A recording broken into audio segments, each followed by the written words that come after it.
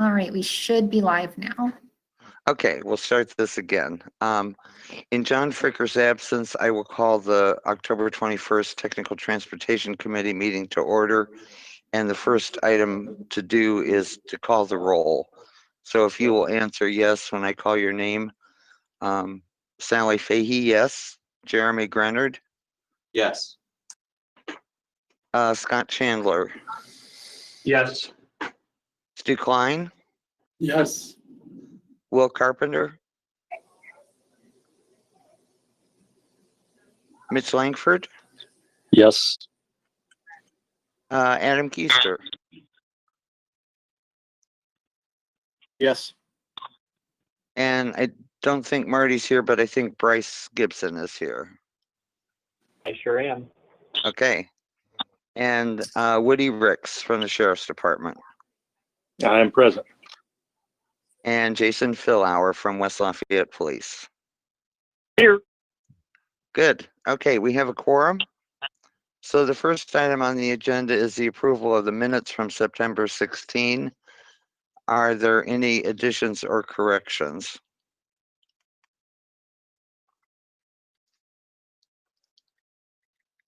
If there are none, I take a motion to approve.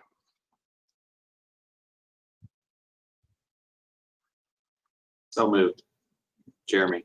Jeremy Grenard, is there a second? I second the motion. Was that Scott? Yes. Thank you.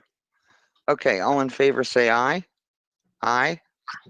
Aye. Aye. Aye.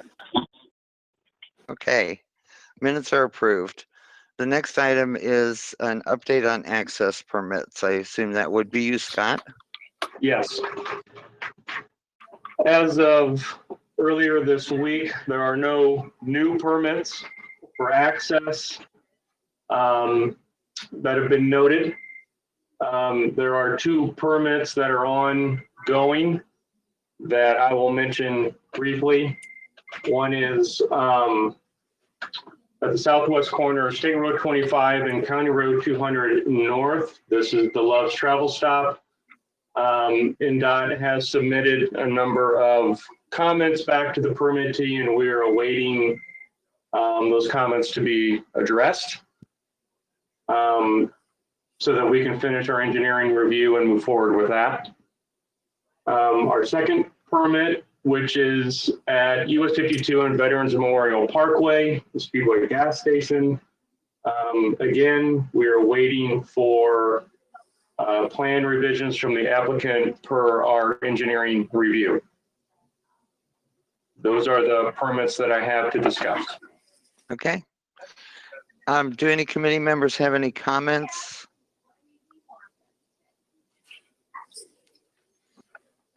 Okay, thank you, Scott.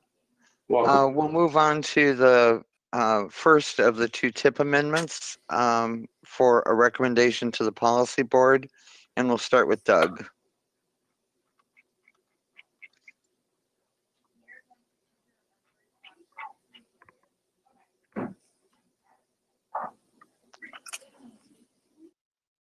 Doug, you're muted. Okay, how's that? Now you're live. Sorry about that. The first tip request is from City Bus. They have received special federal funds from the Federal Transit Administration. These are special federal funds. Part of it are Section 5310 funds, and those go toward meeting the needs of older adults and persons with disabilities. These funds are going to be used for 4 projects. The first project is replacing their paratransit buses. The second project is continuing their travel training program, which started back in 2009. The third project is continuing the additional service or hours for routes 2A and 2B. That serves the North End Community Center. And specifically, it adds 4 additional hours each evening, Monday through Friday, and then also adding a new route, basically North 9th Street and then Wabash Avenue, funds specifically targeting Wabash Avenue. The other federal funds that they are receiving is Section 5339 funds, and these are used specifically for bus purchases, related equipment, and also for infrastructure improvements.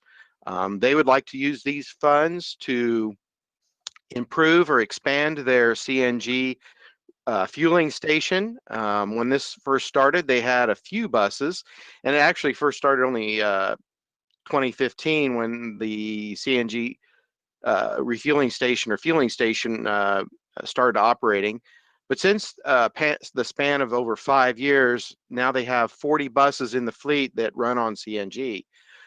This is adding some strain on the system. And then, of course, in the future, they do have plans when buses are replaced to use CNG. So they are going to be expanding the station.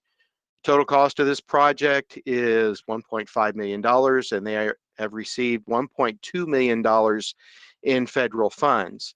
The board of for City Bus has approved most of these projects and will be approving the remaining portion this coming Wednesday. Staff is asking for your recommendation to approve this amendment to the policy board. Any questions?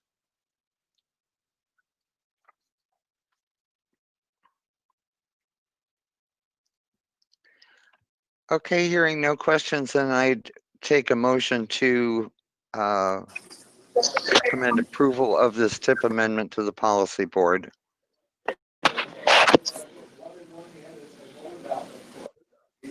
I'll make the motion. This is Bryce.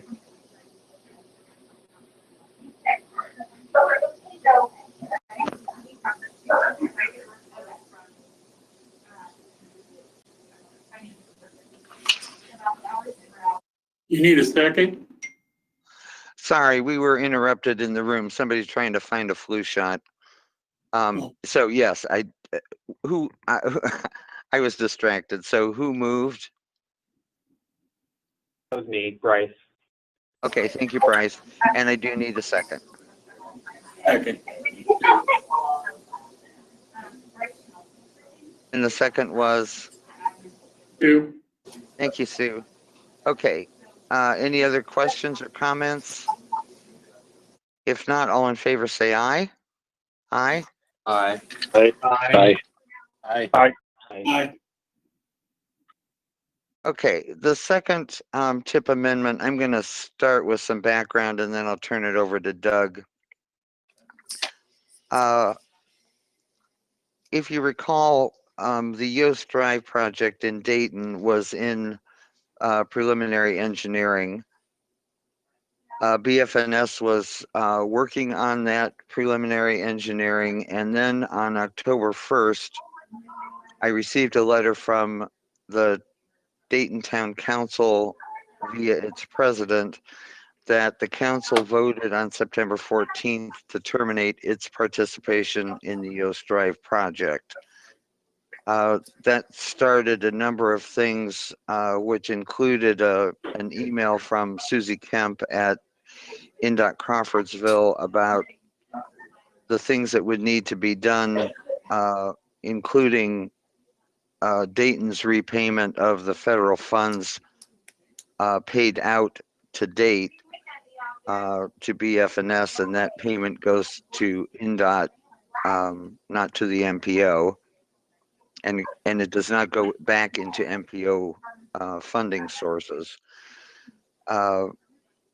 They are, in fact, potentially on the hook for the entire federal PE amount because the Federal Highway Administration does not fund projects that don't get built. I don't know the status of that situation at this point, but in any case, I think it's around 351,000 in federal funds are at this point lost to us for other projects because they made this decision after the end of the 2020 fiscal year. We could not allocate or reallocate those funds to another project because that fiscal year had ended. One of the things that is on our list to do is that the MPO has to eliminate all unauthorized phases from the TIP. So that is the subject of this TIP amendment, which also will need to go to the policy board so that we can remove this project from the TIP. We don't know whether this project will ever move forward, although initially there was a joint TIF district created to help fund the local share or the local match for this project, and it was a joint TIF between the county and the town. The county has withdrawn from the TIF, and they will, it appears they will be in the process of moving those parcels into and expanding the Southeast Industrial TIF, which is a joint TIF between Lafayette and the county. Whether or not the county will be interested in building a portion of the road in the county is yet to be determined. And the other question is, even if they do that, does it make sense if the town never builds the portion in its jurisdiction, which would take the road all the way from Haggerty to State Road 38. So there are still a lot of unknowns about this project. And today all we can do is take the step that's required of the MPO. And I will turn it over to Doug at this point. So in essence, this amendment formally removes the project from the TIP. There are several places where the project will be removed. Of course, it is shown currently in Table 4. This is where all of the funded local projects are, and that will be removed. In Table 8, this is where we show STBG funding for fiscal year 2022 or 2020. And then also in Table 12, STBG funding for fiscal year 2024. We did have $80,000 allocated towards the right-of-way phase. And at this time, we are just going to leave it unallocated since we are starting the development of the new TIP, which I sent out an email earlier, officially kicking it off. And then throughout the document, there'll be changes, either removing the project or making some kind of reference to it. So this is basically the formal process of removing the project from the current TIP. Questions?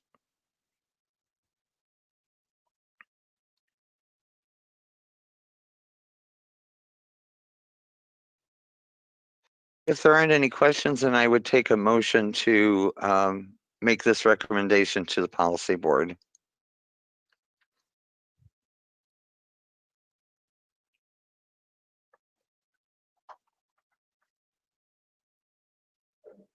Do we have a motion?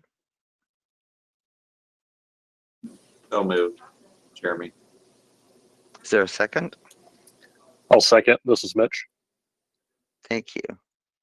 Okay, any other questions? If not, all in favor signify by saying aye. Aye. Aye. Aye. Aye. Okay. That motion has been made. The next item on the agenda is ABC progress report, MPO update, and we'll start with Tim's thoroughfare plan update. Okay, so what I'm updating you on mostly is what happened at our CPC meeting last month. So I had hoped to be able to give you guys this update last month, but unfortunately, due to some technical issues, we had to reschedule the CPC meeting. So it didn't actually occur until after last month's tech meeting. So what we kind of asked them to do was to give us some very broad general overall guidelines, things that the community was interested in making sure that this plan addresses in some way, shape, or form. So the second page of the staff report where it says CPC thoroughfare plan recommendations are what I want to kind of go over for this item. So the first item is regarding sidewalks, and it was recommended to us that we make it the standard that sidewalks are built in every new development and redevelopment including that sidewalks would be around the perimeter of the development, which would allow for connectivity so that users can get from their house or other place of residence to maybe some kind of shopping center or other destination where they might want to go without having to use a motor vehicle, and that they can do that safely and in a way where that mode of travel is provided for. The next item that you will see there is regarding PROAG standards. So this is mostly for sidewalks to make sure that the sidewalks that we get in the first item are wide enough for all users and that they conform to appropriate ADA standards with ramps, the tactile pads, and all those things that are needed for proper design. So that's the second item there. And then the next one is about getting trails built. So if a development or redevelopment occurs in an area where a trail has been planned, then we want to make sure that that trail is built concurrently when the development or redevelopment project is put into place, instead of having to go back later and try to add it in. That can really cost a lot of money, and it's not necessarily something that gets done later also some of the time, unfortunately. So the committee was interested in making sure that we had more trails or other separated bicycle facilities. Multi-use paths, really, they're not just for bicycles, of course, they're also for pedestrians as well. The next item then is about if trails or other separated bicycle facilities are not a viable option. The committee was interested in allowing for things like bicycle lanes, sharrows, and signage. This would be something that would be kind of at the discretion of the local government engineers. So it's not going to be that every road is going to necessarily have these. They're not always appropriate for every road, but just giving the option to put those in when projects go in, giving the design experts, the local government engineers, the chance to put that in place where they feel it's appropriate using their expertise. The next item is about loading zones. This plan should suggest that loading zones should be put in alleys if possible. That will keep vehicles off the street. It'll keep them from blocking travel lanes, which is especially an issue in downtown areas. However, there are going to be some spots, especially in retrofit type of projects, where that's not going to be possible. So in that case, the committee recommended that we look at other ways to get loading areas designated as some kind of parking spot or a temporary parking spot kind of thing. So that's something they wanted us to consider, is how to handle that issue, which, like I said, is especially a challenge in the downtown area where some of these issues are currently happening. The next item is about planting trees and putting in other green infrastructure and sustainable infrastructure. That's especially important also in the downtown areas. So the thoroughfare plan should definitely work in combination with other local ordinances to ensure that these items or these plants and these things are getting actually planted in such a way that they can be helpful and we can get all the environmental benefits of those sorts of things. And then the last item there under this first heading is for wider buffer zones between the sidewalks and the street. And again, the thoroughfare plan should be working in combination with other local ordinances to make sure that where buffer zones are included, that they are of an appropriate width for safety, as well as including things like street trees or even other amenities such as bicycle racks, benches, those sorts of things, which can be very helpful for the traveling public. So the plan wants to kind of look at all those different things and address them in some way, which a lot of them have already been addressed in our draft plan. But there are a couple that we really need to have some more conversations about. And that's the next heading, the CPC recommendations about items requiring further discussion. So one item that the committee was very interested in was getting bus shelters installed around the community. And they also wondered about if there should be standards for bus shelters and if that was appropriate. So that's one thing. And then the second item is, as far as having street trees, is it important to designate, what kind of street trees should we have? Should we have, native plants? What about evergreens, or should those be required? Those sorts of topics. it is possible that the plan, may not regulate those. The plan can definitely reference other existing standards for some of these items. So that's something that it doesn't currently have very much information about. So those last two items I wanted to get some further discussion on. So the first item, I guess, about the bus shelters. Bryce, could I get in contact with you and maybe Marty to see if your staff and our staff can set up something to have this conversation and see, what we need to do to figure out how to address this at least? Yeah, absolutely. That would be great. Okay, I'll be in touch with you guys about that. And so we'll see, how we can make sure that we're not putting in standards that are unrealistic, but at the same time that we are providing for transit, because it's certainly a very important mode and something that it's a way that people want to get around. So we need to make sure that we're not stepping on that. Okay, and then as far as the street trees and the specific standards for those, that's probably going to be another meeting. I guess my question on that one for this committee would be if the engineers want to be included in that conversation, or should we reach out to someone else first, or what do you local government engineers think about that?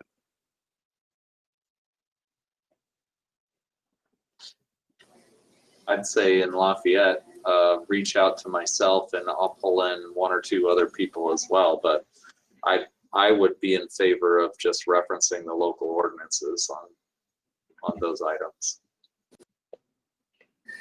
I'll go ahead and echo Jeremy there. I'd like to be included, and Bryce Patz here at the city would need to be included as well. We recently got a grant to develop tree standards in right-of-way that we're going to be working on soon. So those would, along with local ordinances, would probably best be referenced on our end. Okay, great. That makes sense to me. I'll make sure that you guys are all involved in that, and that when we talk to you, we can make sure that we get the appropriate references so that everything's on the up and up and we're not putting conflicting things in there. Okay, that should answer those questions. So then, if there are no further questions, I would entertain a motion to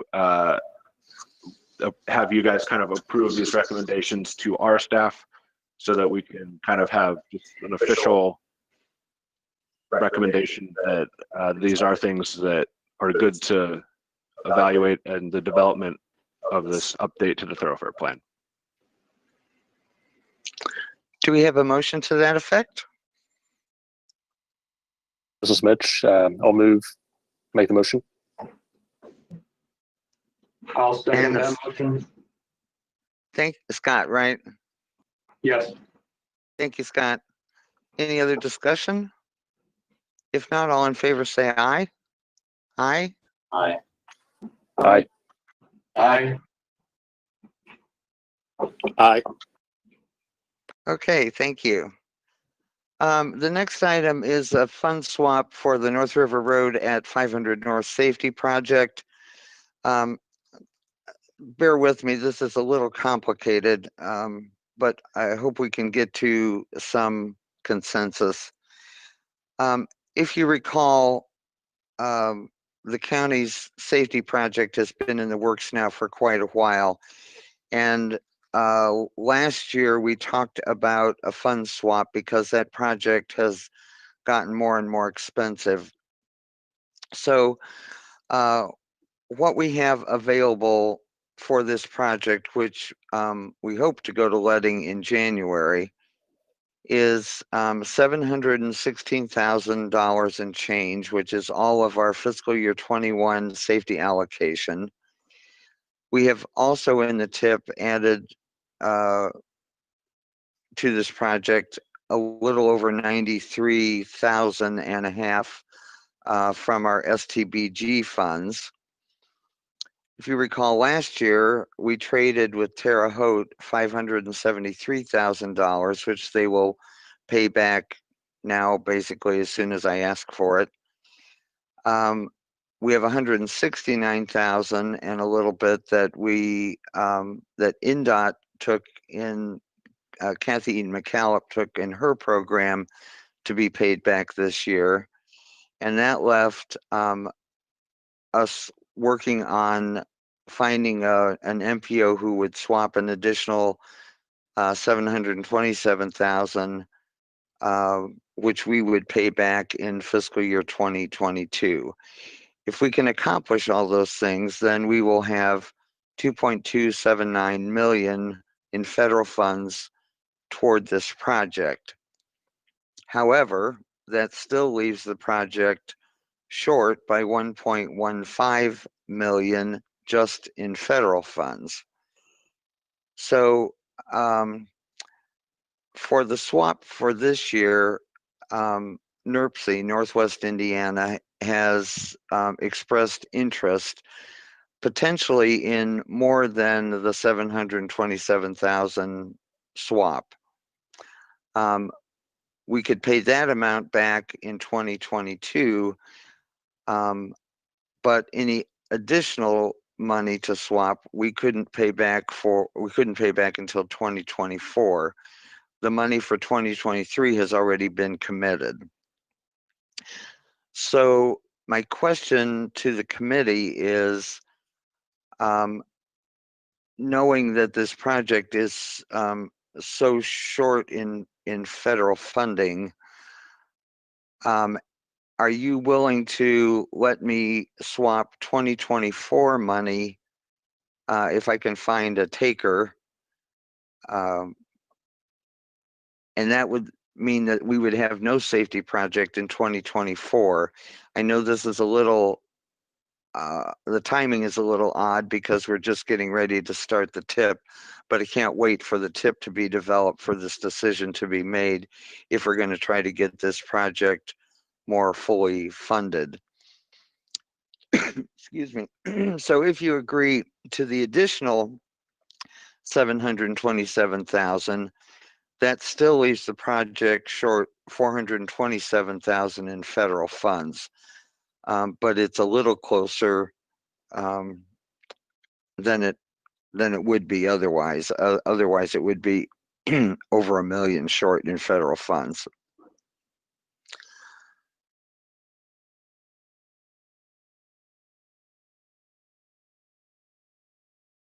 Anyway, so I would like to hear what you have to say about it. Are you willing to let me go forward with our 2024 money to try to swap it in to help this project? Or do you want to not put the 2024 money to this project and deal with it in the TIP?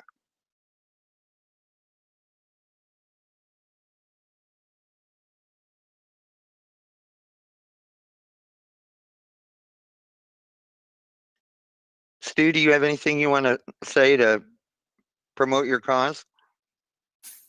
Yeah, I just, thumbs up. Come on, guys. Did anybody have any safety projects planned?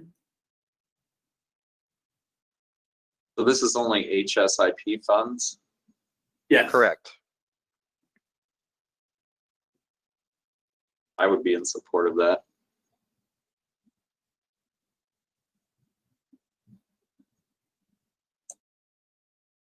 Money will be in your mailbox, Chairman. You're on the Christmas list, I think. Yeah, you just got there. Come on, Mitch. Yeah, I'll piggyback on that. I was just looking into it. We don't have anything for safety project in 2024 planned, Okay. so I don't have any objection. Okay, then if that is good enough for a consensus, then I will also take this on a there's no official action, but try to get consensus from the policy board. And then I can make the final deal with NERPC and see if we can't get 2 rounds of $727,000. One we will repay back in 22, and one we would repay back in 24. So if that's okay with everybody by consensus, that's how I'll proceed.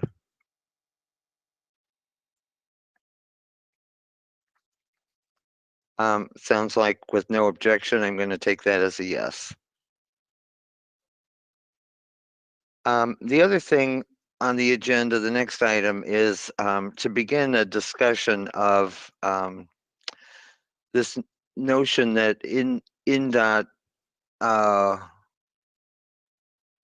well, they haven't pushed it. They're just sort of quietly offering it if an MPO wants to do it. And that is they will buy out all our federal funds at 90 cents on the dollar. I don't know entirely what that means, and I don't think Stu, who heard this little explanation from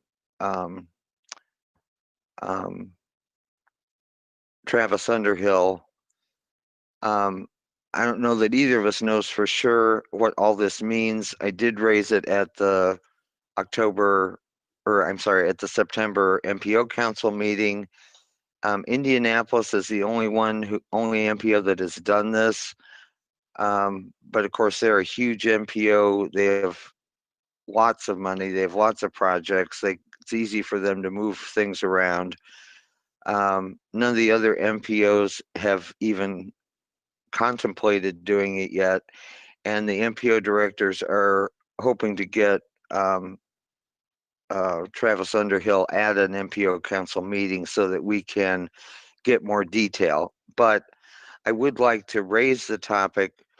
What I can tell you is that on the positive side, we wouldn't have this problem of holding money from year to year to do a big project. That's the benefit.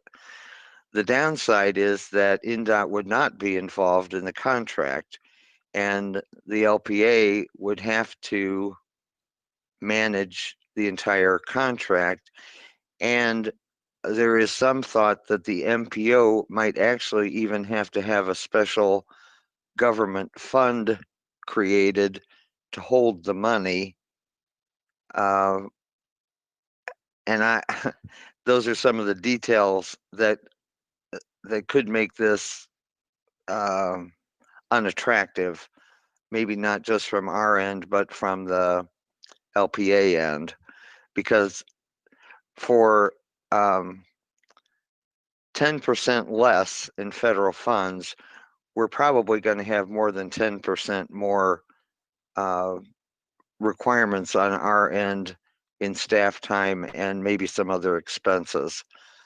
In my opinion, a buyout should be more than 90 cents on the dollar. It should be more like $1.10 on the dollar, because INDOT's getting the benefit of not having to run the contracts anymore, and all that burden is going to the MPO and the LPA.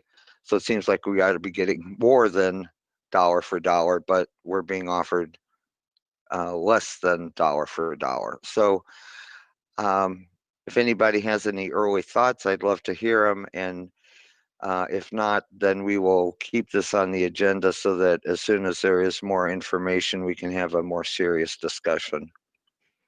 Sally, one thing I wanted to add real quick is that this isn't going to be for another couple of years that Indianapolis is doing this. This is a few years out, and they're kind of the ones that are doing the trial run, so to speak, of this.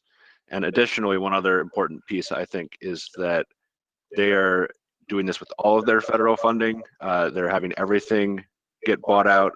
So we don't know what this might look like if there's an option to partially buy out some of the funds and still leave some of the funds the way we have traditionally, or what.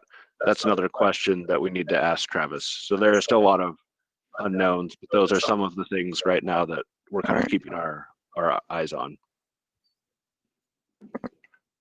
And I wish I had details to give, and I do not have anything to share helpful in any way on this topic. It's kind of above and beyond me. Well, if we learn anything, we'll make sure we fill you in, Scott. I appreciate that. Okay. Yeah, there's a lot of potential pitfalls. There's some advantages controlling your own destiny. And I just appreciate you looking into it, Sally, and kind of keeping your eye on it, whether it's something that would work for us or Not, I have no idea. Right. Yeah, I Yeah. think the amount of information we have is not enough to make a useful decision, but any conversation is welcome. It's the only suggestion that I've gotten from anybody regarding how we can address the carryover on the money other than doing deals like you're already doing with other MPOs. And that's pretty iffy and convoluted in itself. Takes a lot of work. Anyway, appreciate everything. And I know I'm intrigued, but I'd like to know what kind of strings are attached to the 90% money versus, we know what strings are attached now. So if we Right. can know what the strings are with the 90%, that would help us make a decision. Very good. Okay, unless there's any more comments, we'll leave that, we'll leave it on the agenda, and as information comes in, I'll pass it along. Next item on the agenda is 18-month letting list, and I'll turn that over to Doug. Okay, the 18-month letting list, again, 2-page staff report, pretty much carbon copy of the previous ones. Good news is that the first 8 projects that are on the list are all thin deck overlays on the Hoosier Heartland. That letting was on the 7th of this month. The engineer's estimate was 1.27 million. The low bid was 1.06 million from Ram Construction, and there were 5 bidders. So it looks like that project's going to be moving forward. For the next bid letting, which is next month, we have 6 projects. 5 are on I-65 bridge painting, and 1 is on State Road 25. This is over the Big Shawnee Creek, and I believe this is located to the south and west of Tippecanoe County. This project is also included in one in Montgomery County as well. The December letting, we have actually 13 projects on the list. The first 4, 15 through 18 are on I-65. It says bridge deck replacement, and it's my understanding that these are actually going to be not only replacement but widening. They are over State Road 43 and then Burnett Creek. Then as Sally mentioned earlier, that the North River Road and 500 North project is on a January letting. The other 2 local projects, Lindbergh Road and Park East, are also still on the January letting. And then looking further down the list, we see project number 42, the Sagamore Parkway Trail. That is on a November 17th of 2021 letting. Questions?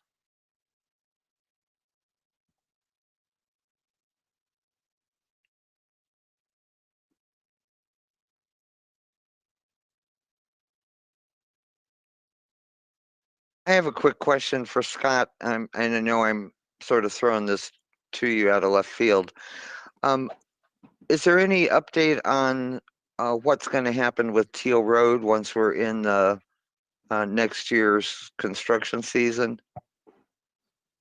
I do not. I Okay. have not followed the details on the construction timing Okay, for all of that. But I can certainly look that up and forward on to you the details of where we're at, if that would be helpful. it would be. I think for our next policy board meeting, I think probably the police departments and the mayors would be, and commissioners would be interested in knowing what they could potentially expect beginning in March or April and through the construction season. Absolutely, absolutely. Thank you. So I will forward that on to you, Sally. Okay, thank you. You bet. Do we have any other business?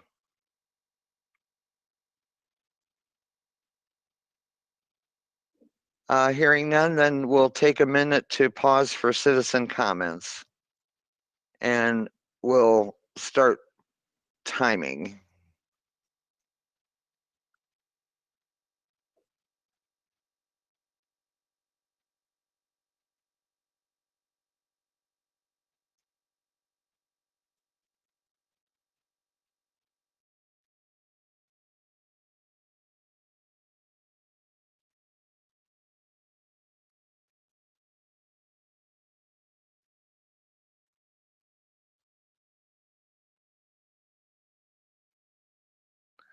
Okay, we'll check and see if we've received any comments. Looks like we have not. I don't see any on YouTube. I don't know about Facebook. None on Facebook, I'm hearing. Okay. All right, if there's nothing else, then I'll take a motion to adjourn.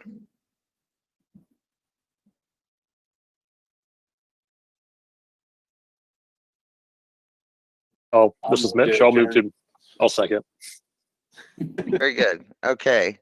So we are adjourned until November 18th at 2:30 in the afternoon, and we will still be meeting virtually. Thank you all.